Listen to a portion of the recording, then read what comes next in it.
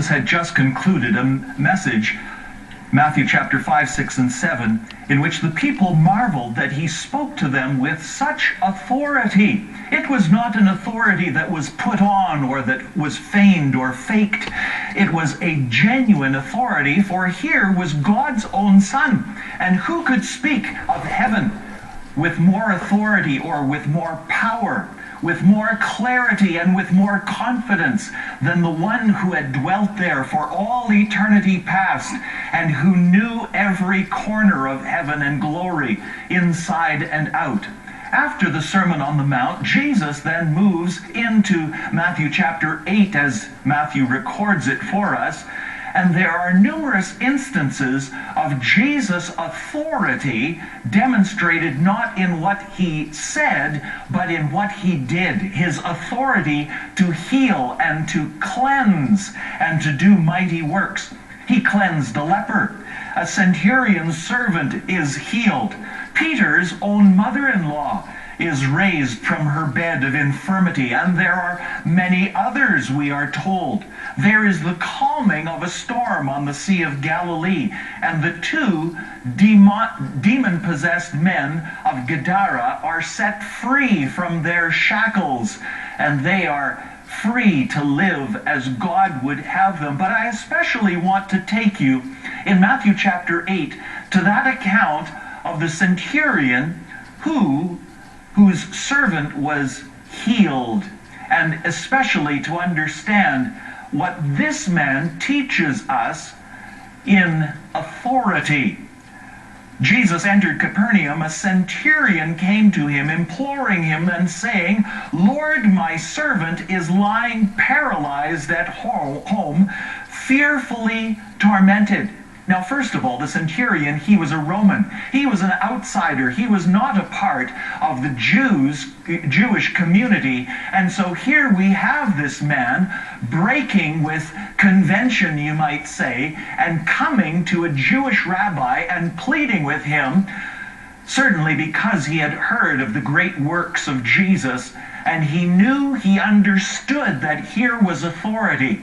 Centurions, they were the backbone of the Roman army. They were the ones who were especially on the ground and watching over their 100 troopers who were under their command, and they understood the chain of command ever so perfectly well, that there were those who were higher up and those who were lower down. They were, as it were, middlemen.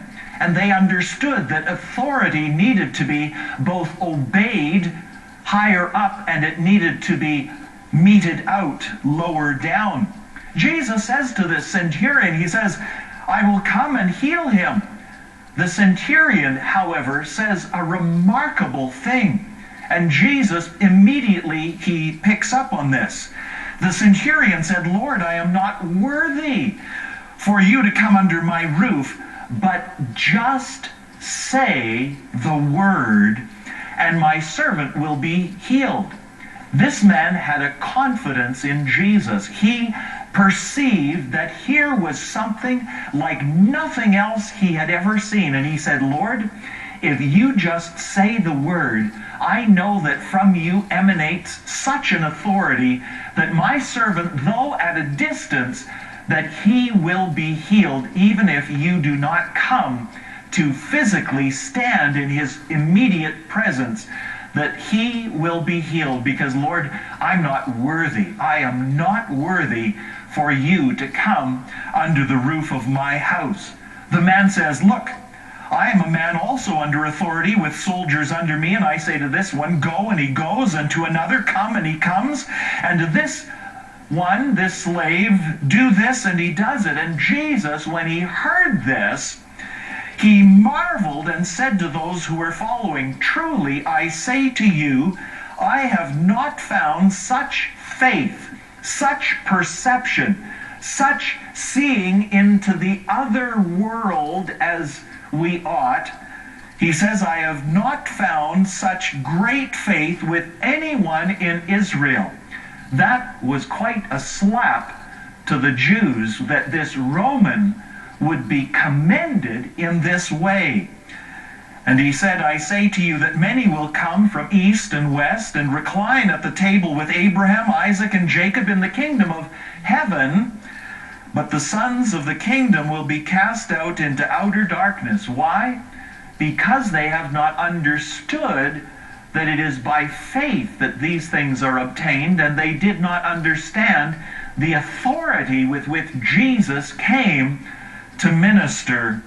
And Jesus says, when they are cast out, there will be weeping and gnashing of teeth. And finally, Jesus concludes, and he says to the centurion, go, it shall be done for you as you have believed. And at that very moment, the servant of the centurion, he was healed. In the name of Jesus, there is authority.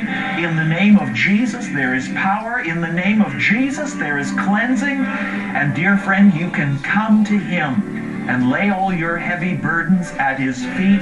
You can know that when you call upon his name for salvation, that indeed the deed is done, it is finished, it is over, and that you can rest in him.